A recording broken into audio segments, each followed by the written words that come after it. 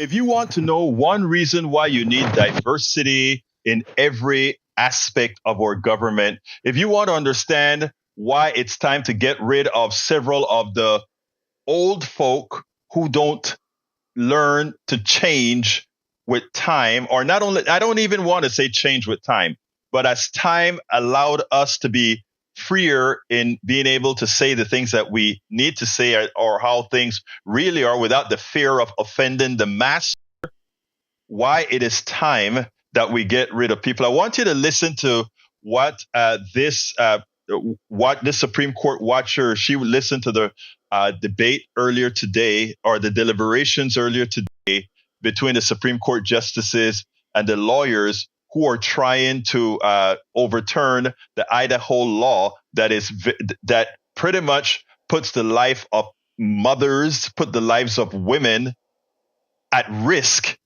because they are so strict against having any doctor give an abortion under any conditions. I want you to listen to this, and then we'll take it on the other side. You've been covering the court for years. I want to start with you on this. What was your sense of where this might be going? I mean, I can't tell you where it's going, Katie. It's hard to tell how some of the really crucial justices, particularly John Roberts and Brett Kavanaugh, where they landed today.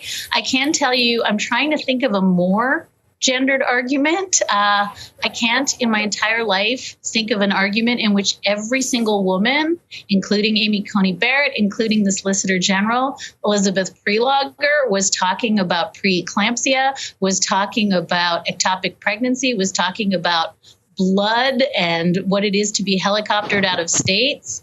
And you had every single male justice with almost no exceptions. And as you just heard, the attorney for the state of Idaho talking about, the Hyde Amendment, talking about, the spending clause, talking about these unbelievably, in some cases, not briefed legal questions just so they wouldn't have to talk about women's health. It was quite staggering, the divide between what one half of the court was talking about today and the other was like nothing I have ever witnessed, including in Dobbs. Notice what she said. Not one of the men really talked about what really happens to women, childbearing women, whether it be preeclampsia, whether it be hemorrhaging, whether it be all the different things women suffer. Only women can suffer in child's birth, or in getting pregnant, or whatever. They didn't touch it. They were just simply antiseptically academic in what they were talking about. And even the conservative woman on the Supreme Court, she asked the bodily functions. She asked and all the women were concerned about the female body and what the female body was going through. Don't you think if they were talking about prostates or something like that, these confounded male old judges would actually do something about it? But those cases don't even have to come to the Supreme Court, because nobody's going to mess with a man's private parts. Nobody's going to control what that guy can do, because we are still living in a patriarchy, a male-dominated society. So again, what the courtroom, I can't remember her name right now, what she had to say was spot on. Why is it that just these four women on the Supreme Court had any concern over that woman's body and that woman's health? Unfortunately, Barrett, the conservative on the Supreme Court, she was one of them who overturned Roe v. Wade. Wasn't she intelligent enough to understand the repercussions and what that would have led to? So while she is concerned about women's health, she made her ideological bent make her make a silly decision. And had she stuck with the other three women, there's a good chance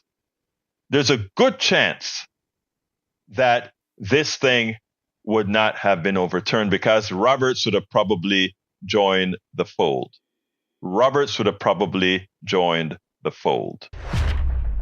All right, folks. I think Amy is back, but before we go to Amy, we have a couple of calls. So let's jump to Melissa. How are you doing? Or beautiful Melissa is on air now. Good morning. Good morning.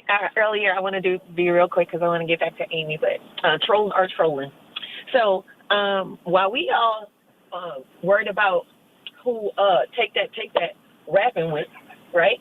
There was just yesterday morning, there was a video release of the Congress, not the Congress, but the big heads, politician heads, trying to put weapons of mass destruction in space.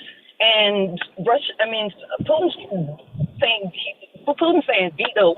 He's vetoing it, but the other two are really trying to get permission to continue to use the same weapon that probably did Hiroshima.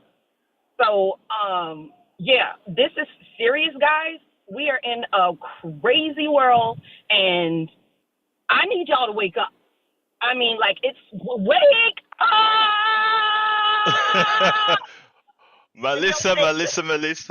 You're it got me. It got me bad, bro. I mean, like, they trying to put weapons in space. Melissa, okay? I saw the article. Melissa, I saw the article about weaponizing space, and in fact, we were speaking about whoever tries to do that the first time it goes off, it affects us all. But thank you, Melissa, for bringing that awareness again to the show. As usual, we have the smartest callers. Thank you, dear. Let's go to Harry. Harry, you got about 30 seconds because we got to get back to democracy now. Okay, well, we're glad to get back to democracy now. I love Amy, as usual. Love that call, Melissa. Thank you for enlightening on us on that. Thank you very much, Harry. Harry, got to go to democracy now. Got to go to democracy now. Thank you, brother. We'll talk later. Folks, and without further ado, here is Democracy Now! With Amy Goodman. State of Israel and stop copying.